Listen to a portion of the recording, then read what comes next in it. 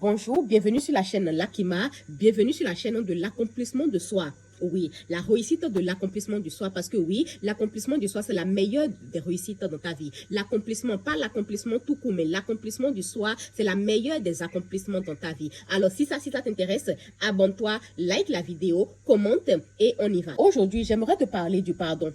J'aimerais te parler de l'importance, de l'impact du pardon dans ta vie. Le simple fait de ne pas pardonner à quelqu'un, le simple fait d'avoir de la rancœur en toi, de garder de la rancune en toi, d'être énervé contre telle personne, ce que ça peut engendrer dans ta vie. C'est de ça que j'aimerais te parler aujourd'hui. Alors, le pardon qui est là, vous savez, le pardon qui est là, le pardon est divin.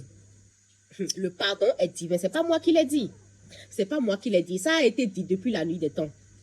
D'accord? Ça a été dit depuis la nuit des temps. Le pardon qui est là, mais est divin. Pour les chrétiens, très rapidement, on ira dans le Notre Père. Le Notre Père, il est écrit, pardonne-nous, nous aussi, comme nous pardonnons à ceux qui nous ont offensés et ne nous soumets pas dans la tentation. Pardonne-nous, nous aussi, à ceux qui nous ont offensés et ne nous soumets pas dans la tentation. Vous voyez, donc c'est pas moi qui l'ai dit. Le pardon est divin. Le simple fait de ne pas pardonner à quelqu'un, une situation s'est passée, tu as eu des disputes avec quelqu'un, avec un ami, avec un proche, avec un membre de ta famille. Tu as toujours cette colère en toi. Tu n'as pas pardonné à cette personne. Ce que ça peut engendrer comme dégâts dans ta vie, si seulement on peut te faire une vidéo de ça. On peut te photographier ça pour que tu puisses voir ce qui se passe, ce que ça engendre comme dégâts dans ta vie. Que ça soit physiquement, que ça soit psychiquement, que ça soit émotionnellement. Crois-moi que tu auras le pardon beaucoup plus facile. Crois-moi que tu vas beaucoup plus pardonner les gens. J'aime bien cette phrase d'un auteur qui dit « Ne pas pardonner à quelqu'un, c'est un peu tout comme si tu bois du poison et tu t'attends que l'autre soit heurté. » Alors, 5 signes très rapidement des désagréments du non-pardon. 5 signes des désagréments du non-pardon. Premier signe, irritabilité et rage permanent. L'irritabilité et rage permanente. Tu vas constater que quand tu n'as pas encore pardonné quelqu'un, quand tu as de la colère en toi, quand une situation s'est passée, tu n'as pas digéré, tu seras la plupart du temps irrité, enragé, tu vas vouloir t'énerver pour tout et pour rien, même les situations qui n'ont pas besoin que tu t'énerves, les situations qui ont juste besoin que tu dis je suis désolé, les situations qui ont juste besoin que tu dis franchement je ne savais pas, excusez-moi. Ou bien, d'accord, j'ai compris, dorénavant, je ne vais plus faire comme ça. Tu ne vas pas faire ça, mais tu vas commencer par t'énerver pour tout et pour rien. D'accord? Tu vas vouloir t'énerver pour tout et pour rien. Pour une moindre chose. Pour quelque chose qui n'a pas forcément besoin que tu t'énerves pour ça. Ok? Que tu t'exploses. Mais tu vas t'exploser pour ça. Tu auras tendance à te disputer avec tout le monde. Deuxième signe, rumination et revivre sans cesse la blessure. Rumination et revivre sans cesse la blessure. Quand je parle de rumination et revivre sans cesse la blessure, c'est-à-dire que tu ressasses ça dans ta tête à chaque fois. La situation s'est peut-être déjà passée, je ne sais pas, il y a 2 jours, il y a 1 semaine, il y a 1 an de cela, mais toi, tout le temps, pratiquement tout le temps, chaque soir, chaque matin, dans les après-midi, quand tu es en train de manger, quand tu es en train de préparer, tu ressasses ça dans ta tête. Tu ressasses dans ta tête, c'est-à-dire que elle m'a dit que j'étais pas belle, mais pourquoi elle m'a dit ça? Elle aussi, elle a regardé son visage. Non, je devrais. Et tu ressasses ça, et tu es là, et tu es à la limite occupé dans tes esprits, occupé dans tes pensées, à même essayer de gagner la discussion. Est-ce que tu comprends ce que je dis? C'est-à-dire que la situation s'est déjà passée il y a peut-être 2 jours, et tout dépend du degré de la colère. La situation s'est déjà passée peut-être il y a 2 jours, il y a 2 mois, il y a 1 an, mais à chaque fois, du moment où tu n'as pas encore pardonné cette personne, tu continues de ressasser ça dans ta tête, tu continues d'essayer de gagner, et pour toi c'est un combat. Pour toi, c'est un combat. Et tu essaies de gagner le combat dans ta tête. Il m'a dit que j'étais pas bien. Il m'a dit que j'étais comme ça. Non, il ne devrait pas me dire ça.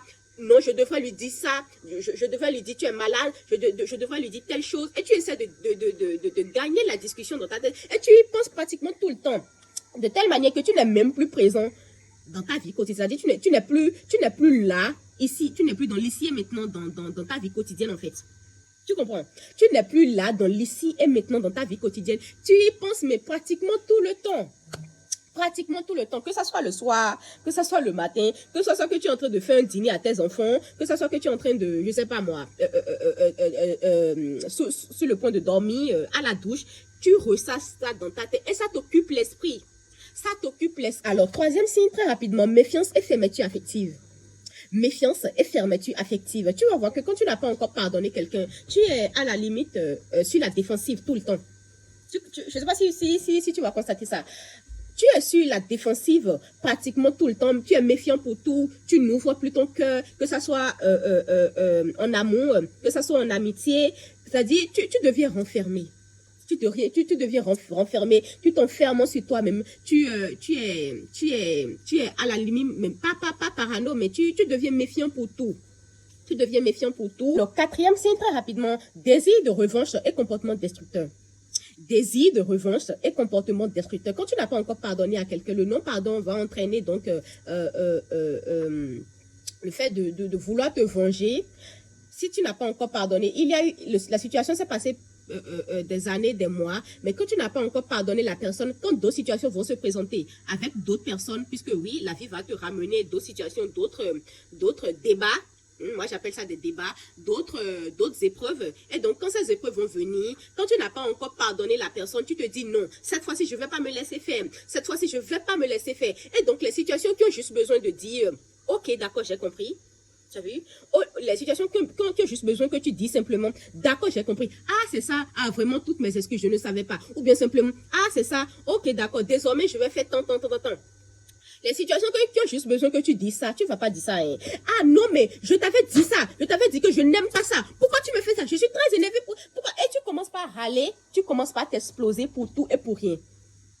Pour tout et pour rien. Parce que tu as le désir tu as ce désir-là de te venger. Tu as ce désir-là de ne plus, pour toi, hein, dans ta tête, de ne plus te laisser faire. Mais non.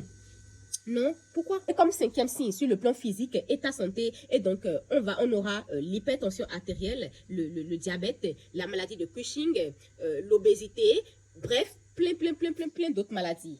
Plein d'autres maladies. Parce que qui dit un surdosage de colère, dit un surdosage de stress et un surdosage par conséquent d'une montée du taux de cortisol en fait. Et donc, le cortisol va se libérer quand ton taux de stress est beaucoup plus élevé. Parce que oui, qui dit une montée de colère, qui dit la montée de la colère, dit la montée du stress et par conséquent la montée du cortisol dans ton sang. Parce que oui, un haut niveau du stress va entraîner la libération de l'hormone qu'on appelle le cortisol. Le cortisol se libère massivement dans le sang quand tu es beaucoup stressé. Quand ton taux de stress est beaucoup plus élevé.